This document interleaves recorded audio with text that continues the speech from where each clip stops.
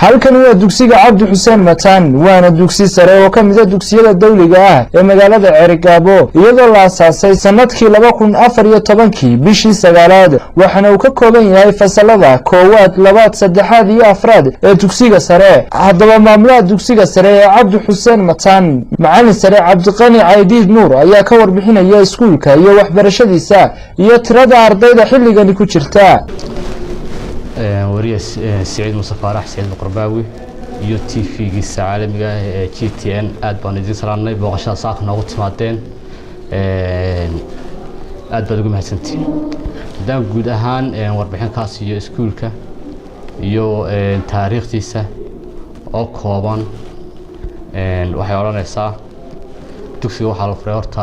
taariikhdu markay ahayd 2014 bishii 9aad باسكول كلا فري أردد يجوه الرئيسين واحد لقاطي إسلا وقت جاس ولقوا بلعبة فون فون كمان تلقوا بلعبة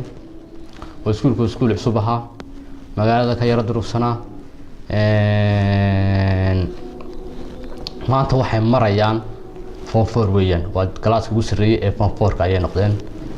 كلاس كوسكول كومي هي كوا فون 1 فون 2 يو فون 4 أفرتي جلاسبة والدمستريين سكول كانوا سكول كبعية جرافيك سنو كرسي كعيو ترى ده ما أنت أرضي ده أديك تمانت وما أنت أنا بلونه وإحنا كبلونه هاد أرضي كابن وقاري شن يلا بعطنا أرضي ما أنت سكول كوو كبعي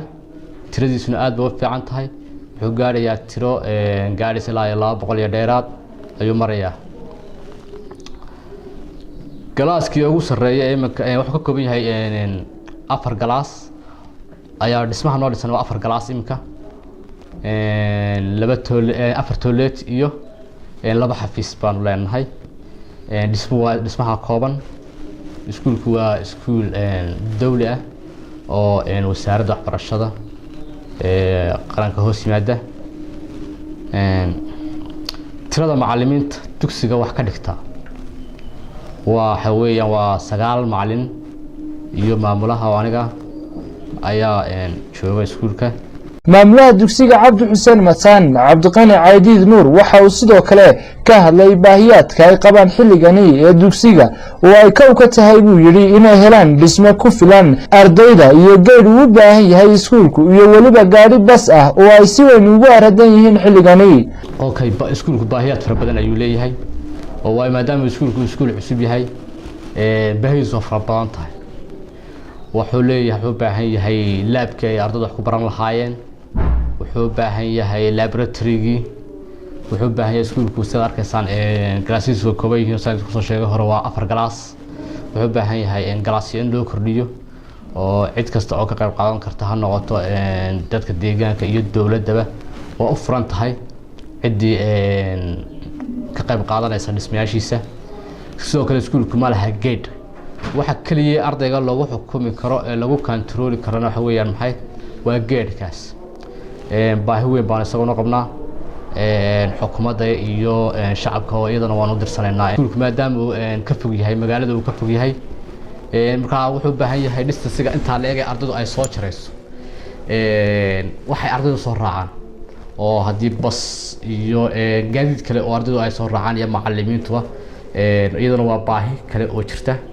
oo iskuulku u leeyahay ardayda iskuulka ayaa dhankooda ku booqanay galaasyadooda xilli ay macallimiintu ugu jireen xiisadii maalmaha caadiga ah ay dhigan jireen waxayna halkaasi ka yiraahdeen kelmado kooban rayaal dadaal badan damaciyo wanaag badan dadka ay wax barayaan daacadnimo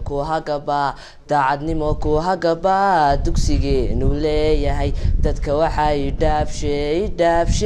qayrkayba iga duway waa dadaalka barahe sacab diiran waalkuma sidana magacaadu qaaliya oo Cabdi Xuseen Mataan ilaahay ha naxariisto wuxuu ahaa aqoonyahan caan ah haday sabaanada waqtiga subaxba waa cayne sid ma yeesho ruuxan samir saadirkii barine sumcad ruuxa yeesha waa midkii ergiga ee bihii suge safarkii rasuulka maraan saba kala u eegin sallallahu alayhi wasallam anna sawdka maanta waxaan carabku sii daynin ee aan amaan iyo samaan sacabada u buuxshay ardaynimo intii suubanan fusuq saamaynin si kastaba ha ahaatee iskuulka cabdi xuseen mataan ayaa ah iskuul aad uga durugsan magaalada Ceerigaabo kaasi oo ardaydu baahi weyn u qabaan inay helaan gaadhi ay u raacaan iskuulka waxaana iskuulka ka baxaysa dufcadii ugu horeysay oo ka qalin jabinaysa sanad dugsiyeedka 2017 iyo 2018 Saciid Muuse Faarax telefishinka caalamiga GTN Ceerigaabo.